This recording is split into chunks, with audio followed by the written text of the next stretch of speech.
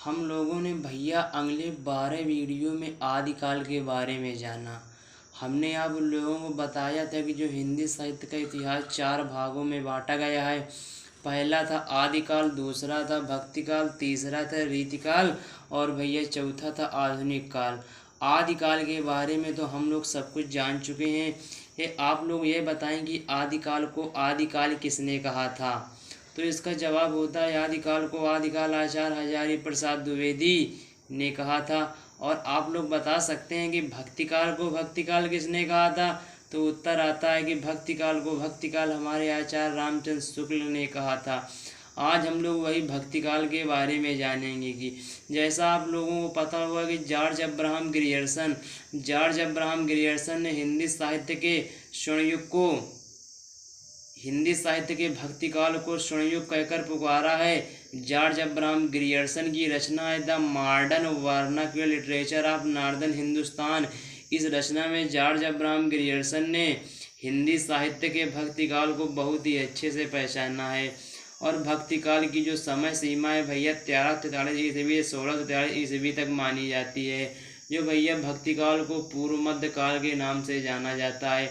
अगर पूछ लें कि हिंदी साहित्य के इतिहास में पूर्व मध्य काल के नाम से किस युग को जाना जाता है तो भक्तिकाल बताते हैं। अगर पूछ ले कि उत्तर मध्य काल के नाम से रीतिकाल को जाना जाता है। भक्तिकाल की 2 शाखाएं, एक है सगुण काव्य धारा, एक है निर्गुण काव्य धारा।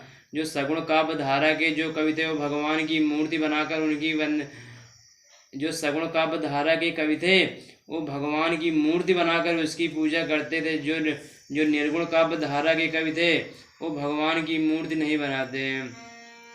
जैसे आप लोगों ने कबीरदास और तुलसीदास जी का नाम सुना है। कबीरदास जी कहते हैं कि पाहन पूजें शक्ति मिले तो मैं पूजूं पहाड़, और ताते को चाकी भली पी सिखाए संसार। और इसके विपरीत में तुलसीदास जी कहते हैं हरि व्यापक सर्वत्र समाना, और प्रेम ते प्रकट होई मैं जाना। जो हमारा सगुण काव्य धारा था वो 2 भागों में विभाजित हुई थी।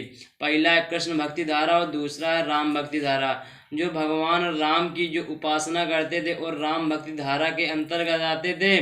जो भगवान श्री कृष्ण की उपासना करते थे वो कृष्ण भक्ति शाखा के अंतर्गत आते थे। ऐसा पूछ ले कि राम भक्ति शाखा का प्रतिनिधित्व कवि किसे कहते हैं तो उत्तर होता है हमारा तुलसीदास को कहते हैं। राम भक्ति शाखा का प्रतिनिधित्व कवि हमारे गोस्वामी तुलसीदास जी हैं। और कृष्ण भक्ति शाखा के जो प्रतिनिधित्व कवि हमारे सूरदास जी हैं। इसके विपरीत में निर्गुण काव्य धारा आई। और निर्गुण काव्य धारा भी 2 शाखाओं में बटी। पहला ज्ञानाश्रय शाखा। अब आप लोगों को बोले ज्ञानाश्रय शाखा को किस दूसरे नाम से जाना जाता है तो उत्तर होगा ज्ञानाश्रय शाखा को संत काव्य धारा के नाम से जाना जाता है। और प्रेमाश्रय काव्य धारा को सूफी काव्य धारा के नाम से जाना जाता है। जो ज्ञानाश्रय काव्य धारा या सूफी काव्य धारा के जो प्रतिनिधित्व कवि हैं भैया हमारे कबीरदास जी हैं। और प्रेमाश्रय काव्य धारा के जो प्रमुख कवि हैं मलिक मोहम्मद जायसी हैं। हम लोग आज ज्ञानाश्रय शाखा का नाम बता रहे हैं। जो हम टॉपिक बाय टॉपिक ज्ञानाश्रय शाखा के बारे में बताएंगे। इसके बाद कबीरदास के बारे में बताएंगे। जैसे कि हमने आदिकाल में आप लोगों को 12 वीडियो दिए हैं। भक्तिकाल में कम से कम 20 वीडियो देंगे। और इसके बाद भक्तिकाल की कुछ प्रमुख विशेषताएं हैं। अच्छा, एक बात भूल गए कि अगर पूछ ले कि सगुण काव्य धारा के प्रमुख कवियों के नाम या सगुण काव्य धारा के प्रतिनिधि कवियों के नाम तो हम लोग कह सकते हैं कि सूरदास या तुलसीदास।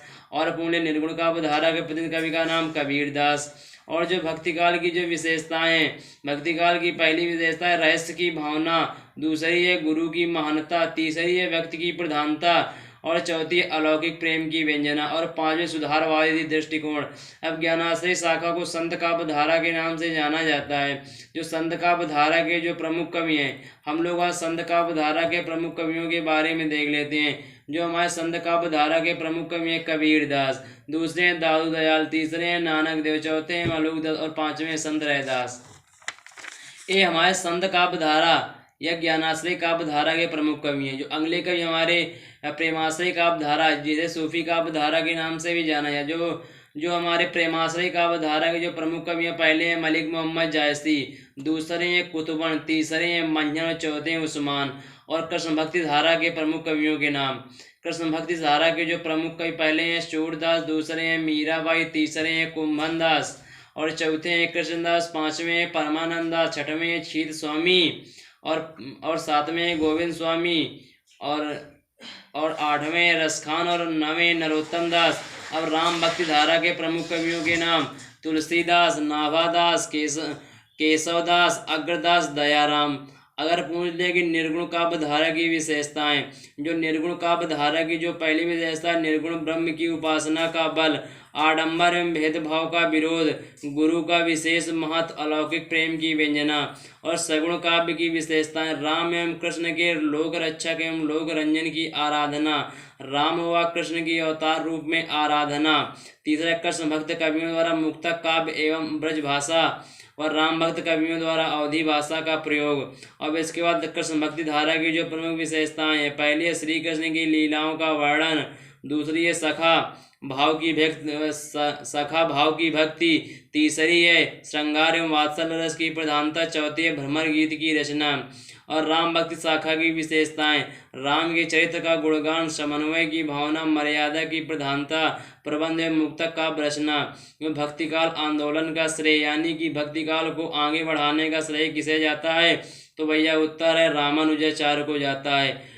अब आज का वीडियो इतना ही पर्याप्त है। कल हम लोग अष्टछाप के बारे में जानेंगे और अष्टछाप के कवियों के बारे में जानेंगे। ठीक है भैया, धन्यवाद।